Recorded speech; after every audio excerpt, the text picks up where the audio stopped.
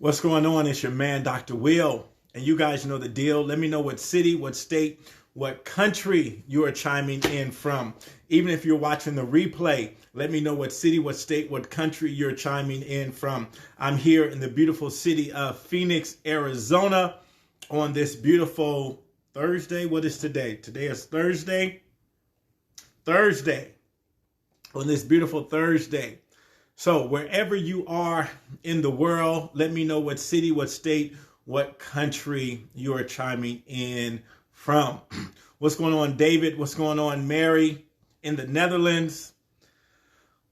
Halana in Rwanda. Amazing, amazing.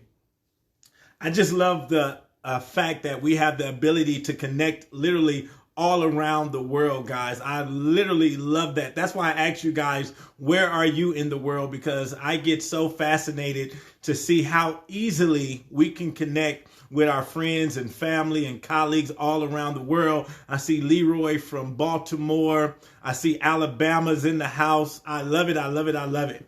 So today, guys, I want to talk to you about your wiring. Your wiring. What's your wiring?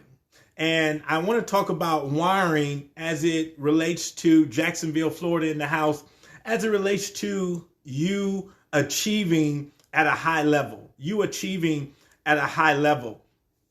I believe each and every one of us are born with the wiring to achieve at a high level. The scientific data is there.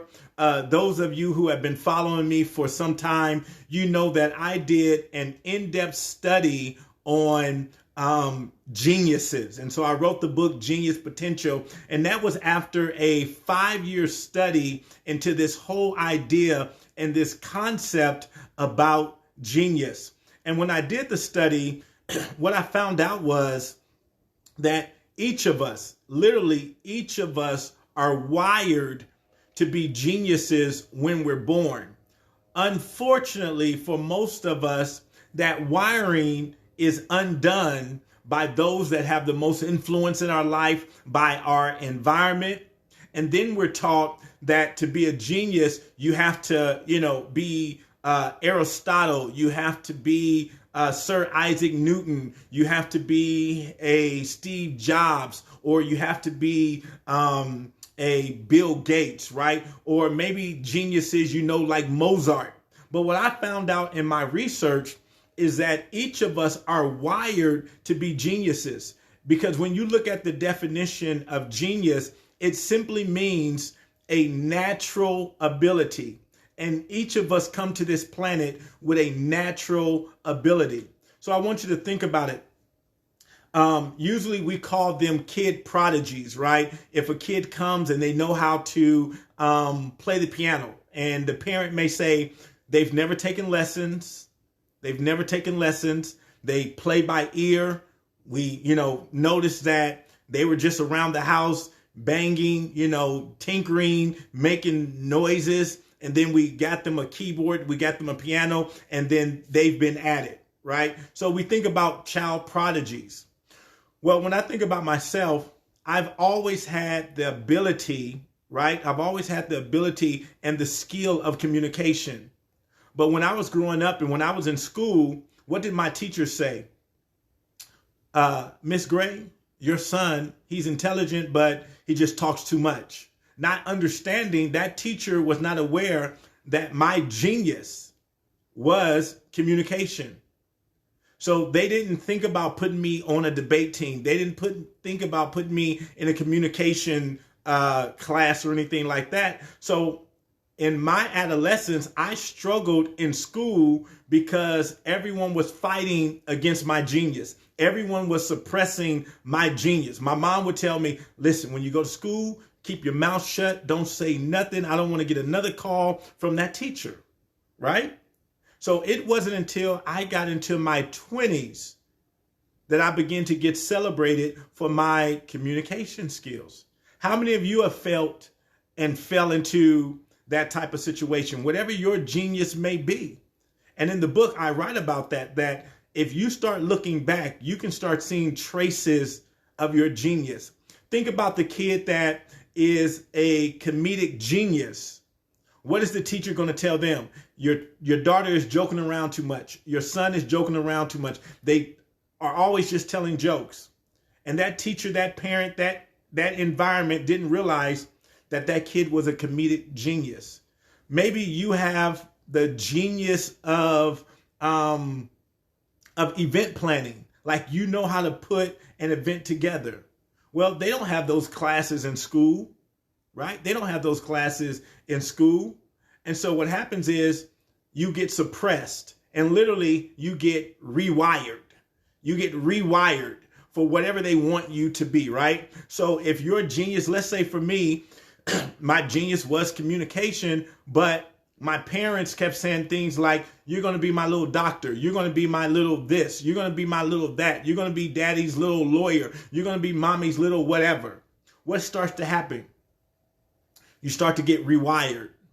You start to get rewired from your natural genius. How many of you, if you're honest, went to school for one particular thing, but in your heart, you love doing something else? You love doing something else. It's because along the course of your life, you've been rewired. And those that really achieve at a high level are those that discover what that genius is. And many times in life, I had to get rewired, right? I had to get rewired to coming back to communication, because for so long, they told me, be quiet.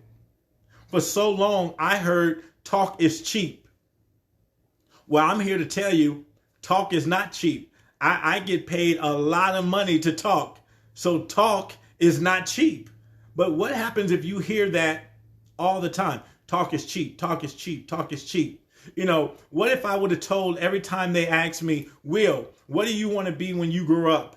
And I say, oh, I want to inspire people. I want to motivate people. What would they have told me? Get serious. Pick a real job. We're asking you, what do you want to be when you grow up? Well, if I said, man, I just want to go around the world, I want to travel around the world, and I want to inspire and I want to motivate people, they would have said, you know what, until you get serious in life, you're not going to be anything, right? And so my mind was rewired against communication, right? They would tell me, exactly, Irma, go get a real job. Go get a real job, right? And so when you think about this, right now, currently in your life, are you living according to your initial wiring, or have you been rewired?